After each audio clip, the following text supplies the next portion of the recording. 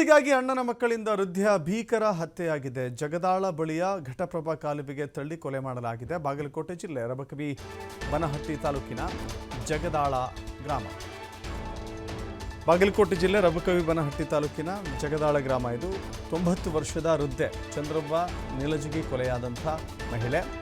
11 ಎಕರೆ ಆಸ್ತಿ ವಿಚಾರದಲ್ಲಿ ಚಂದ್ರವ್ವ ಮತ್ತು ಅಣ್ಣನ ಮಕ್ಕಳ ಮಧ್ಯೆ ವಿವಾದ ಇತ್ತು. ಜನವರಿ 13ರಂದು ಸರ್ವೆ ಮಾಡಲು ಬಂದಿದ್ದ ಅಧಿಕಾರಿಗಳು ಈ ವೇಳೆ ಹೊಲದ ಬಳಿ ಕಾಲುವೆಗೆ ನೂಕಿ ಮತ್ತೆ ಬದುಕಿಸುವ ನಾಟಕ ಮಾಡಿದ್ದಾರೆ. ಆಸ್ಪತ್ರೆಗೆ ದಾಖಲಿಸುವ ಡ್ರಾಮಾ ಮಾಡಿದ್ದ ಅಣ್ಣನ ಮಕ್ಕಳು. ಅಲ್ಲದೆ ಅವಸರದಲ್ಲಿ ಅಂತ್ಯ ಸಂಸ್ಕಾರ ಮಾಡಲಿಕ್ಕೂ ಕೂಡ ಸಿದ್ಧತೆಯನ್ನು ಮಾಡಿಕೊಂಡಿದ್ದರು. ಸ್ಥಳೀಯರಿಗೆ ಸಂಶಯ ಬಂದು ಪೊಲೀಸರಿಗೆ ಮಾಹಿತಿಯನ್ನು ನೀಡಿದರು. ಬನಹಟ್ಟಿ ಪೊಲೀಸರ ವಿಚಾರಣೆ ವೇಳೆ ಅಸಲಿಯತ್ತು ಬಯಲಾಗಿದೆ.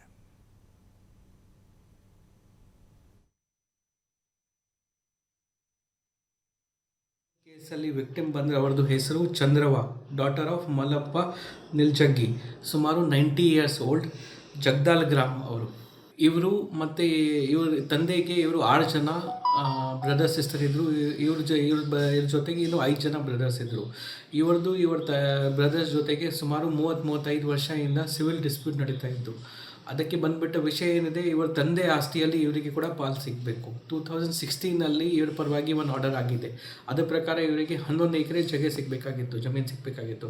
ಆದರೆ ಆ ಜಗೆ ಯಾವುದು ಆ ಸರ್ವೆ ಆಗಲಿಲ್ಲ. 27/11/2025 ಬನಹಟ್ಟಿ ಕೋರ್ಟಲ್ಲಿ ಮತ್ತೆ ಇವರ ಪರವಾಗಿ ಇನ್ನೊಂದು ಆರ್ಡರ್ ಪಾಸ್ ಏನಾಗಿದೆ, ಗೌರ್ಮೆಂಟ್ ಕಡೆಯಿಂದ ಸರ್ವೆ ಮತ್ತು ಮೆಜರ್ಮೆಂಟ್ ಮೋಜನಿ ಆಗಬೇಕು. ಜಗದಲ್ ಗ್ರಾಮಲ್ಲಿ ಯಾವ ಜಗೆ ಇವರದು ಇದೆ 11 ಎಕರೆ ಇವರ ಹೆಸರಿಗೆ ಏನಾಗಿದೆ ಅದರಲ್ಲಿ ಯಾವುದು ಇದಕ್ಕಿದೆ ಗುಡಿಸ್ಬೇಕು. ಅದರ ವಿಚಾರವಾಗಿ ತಾಲೂಕು ಸರ್ವೇಯರ್ ಅವರು 12ನೇ ತಾರೀಕಿಗೆ ಎಲ್ಲ ರಿಲೇಟೆಡ್ ಪಾರ್ಟೀಸ್ಗೆ ನೋಟಿಸ್ ಕೊಟ್ಟರು. 12ರಿಂದ 14 ತಾರೀಕು ಮಧ್ಯದಲ್ಲಿ ಬಂದು ಸರ್ವೆ ಮಾಡ್ತೇನೆ. ಇವರಿಗೆ ಯಾವುದು ಮಕ್ಕಳು ಇಲ್ಲ. ಹಾಲತ ಇವರು ಪಕ್ಕ ಒಂದು ಊರಲ್ಲಿ ಒಂದು ಟೆಂಪಲ್ ದೇವಸ್ಥಾನ ಅಲ್ಲಿ ಅಲ್ಲಂಪ್ರಭು ಟೆಂಪಲಲ್ಲಿ ರಬಕವಿ ಬನಹಟ್ಟಿ ತಾಲೂಕಲ್ಲಿ ವಾಸ ಮಾಡ್ತಾಯಿದ್ರು.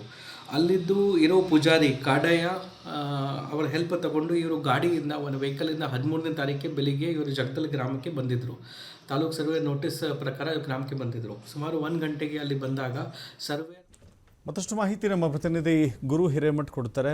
ಕೇವಲ ಆಸ್ತಿಗಾಗಿ ನಡೆದಿರುವಂಥ ಡ್ರಾಮಾ ಇದು ಹೇಗೆ ಬಯಲಾಯಿತು ಗುರು? ಇದು ನಿಜಕ್ಕೂ ದಶರಥ್, ಯಾಕಂತಂದ್ರೆ ಏನು ಅಜ್ಜಿ 30 ವರ್ಷಗಳಿಂದ ಒಂದು ಆಸ್ತಿ ವಿಚಾರಕ್ಕೆ ನ್ಯಾಯಾಲಯದಲ್ಲಿ ಕೂಡ ಒಂದು ವ್ಯಾಜ್ಯ ಇರುತ್ತೆ. ವ್ಯಾಜ್ಯ ಇರುವಂತ ಸಂದರ್ಭದಲ್ಲಿ ಒಟ್ಟು ಈ ಅಜ್ಜಿಯ ಸಂಬಂಧಿಕರು 11 ಜನ ಆಸ್ತಿ ಏನು 11 ಎಕರೆ ಜಮೀನು ಏನಿದೆ ಆ ಜಮೀನು ನಮಗೆ ಸಿಗ್ಬೇಕು ಅನ್ನೋ ನಿಟ್ಟಿನಲ್ಲಿ ಸಾಕಷ್ಟು 30 ವರ್ಷಗಳಿಂದ ಹೋರಾಟವನ್ನ ಕೂಡ ಮಾಡಿದ ಆಸ್ತಿಯನ್ನ ನಾವೇ ತೆಗೆದುಕೊಳ್ತೇವೆ ಮತ್ತು ಇವರಿಗೆ ಯಾರು ಅಜ್ಜಿಗೆ ಮಕ್ಕಳಿಲ್ಲ ಅನ್ನೋದು ಅವರ ಒಂದು ಆಸ್ತಿಗೆ ಪಾಲ್ ಬೇಕನ್ನುವಂಥದ್ದು ಒಂದ್ ಕಡೆ ಆಗಿತ್ತು. ಆದ್ರೆ ಪ್ರಮುಖವಾಗಿ 30 ವರ್ಷಗಳಿಂದ ಈ ಅಜ್ಜಿ ಆ ತೇರ್ದಾಳ ಅಲ್ಲಮ್ಮ ಪ್ರಭು ದೇವಸ್ಥಾನದಲ್ಲೇ ವಾಸವಾಗಿದ್ಲು ಅನ್ನುವಂಥದ್ದನ್ನ ಅಲ್ಲಿಯ ಕಾಡಯ್ಯ ಅಜ್ಜನವರು ಕೂಡ ಹೇಳಿರುವಂತದ್ದು. ಅಂದ್ರೆ ಆಸ್ತಿ ಇದ್ರೂ ಕೂಡ ಇಲ್ಲಿ ಇವರಿಗೆ ಯಾರು ಕೂಡ ಸಾಕ್ಲಿಕ್ಕೆ ಮುಂದಾಗಿಲ್ಲ ಅನ್ನುವಂಥದ್ದು ಒಂದ್ ಕಡೆ ಆಗಿರುವಂತದ್ದು. ಹೀಗಾಗಿ ಆಸ್ತಿ ವಿಚಾರಕ್ಕೆ 31ರಂದು ಇದೇ ಜನವರಿ 11ನೇ ತಾರೀಕಿನಂದು ಆಸ್ತಿ ವಿಚಾರಕ್ಕಾಗಿ ಅಲ್ಲಿ ವಾಟ್ನಿ ಹೋಗುವಂತ ಸಂದರ್ಭದಲ್ಲಿ ಇದು ಘಟನೆ ನಡೆದಿರುವಂತದ್ದು.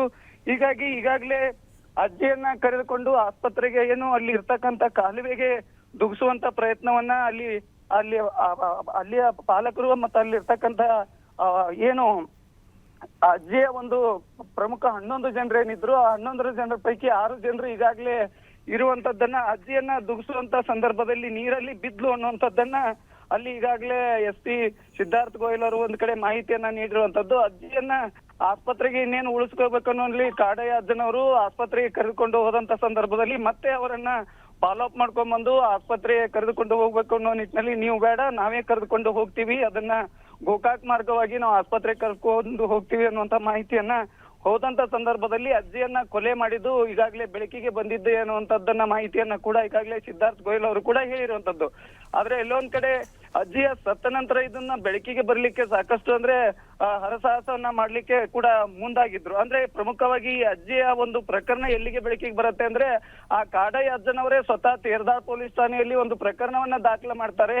ಈ ಅಜ್ಜಿಯನ್ನ ಇವರೇ ಕೊಲೆ ಮಾಡಿದ್ದಾರೆ, ಈ ಅಜ್ಜಿಯನ್ನ ಉಳಿಸ್ಲಿಕ್ಕೆ ಹೋದಂತ ಸಂದರ್ಭದಲ್ಲಿ ನೀವು ನಾವೇ ನಮ್ಮ ಅಜ್ಜಿಯನ್ನ ಸ್ವತಃ ಕರೆದುಕೊಂಡು ಹೋಗ್ತೀವಿ ಅನ್ನುವಂತ ಮಾಹಿತಿಯನ್ನ ಒಂದ್ ಕಡೆ ನೀಡಿರುವಂತದ್ದು. ಹೀಗಾಗಿ ಈ ಕೊಲೆಯ ಒಂದು ಏನು ಕೊಲೆ ಆದ ನಂತರದಲ್ಲಿ ಈ ವಿಷಯವನ್ನ ಇದೇ ಕಾಡಯ್ಯ ಸ್ವಾಮೀಜಿಯವರು ಪ್ರಕರಣ ಏನ್ ದಾಖಲಿಸ್ತಾರೆ, ಆ ಪ್ರಕರಣ ಬೆನ್ನ ಹತ್ತಿದಾಗ ಪೊಲೀಸರಿಗೆ ಮಾಹಿತಿ ಸಿಗತ್ತೆ. ಈಗಾಗಲೇ ಅಲ್ಲಿರ್ತಕ್ಕಂಥ 6 ಜನರನ್ನ ವಶಪಡಿಸಿಕೊಂಡು ಇನ್ನೂ ಎಷ್ಟು ಜನರು ಭಾಗಿಯಾಗಿದ್ರು, ಇವರಿಂದ ಯಾರ್ಯಾರು ಕೈವಾಡಿದೆ ಅನ್ನೋದ್ರ ಬಗ್ಗೆ ಸ್ವತಃ ಸಿದ್ಧಾರ್ಥ ಗೋಯಲ್ ಅವರು ಈಗಾಗಲೇ 6 ಜನರನ್ನ ವಶಪಡಿಸಿಕೊಂಡಿದ್ದೇವೆ ಅನ್ನುವಂತ ಮಾಹಿತಿಯನ್ನ ಕೂಡ ನೀಡಿರುವಂತದ್ದು.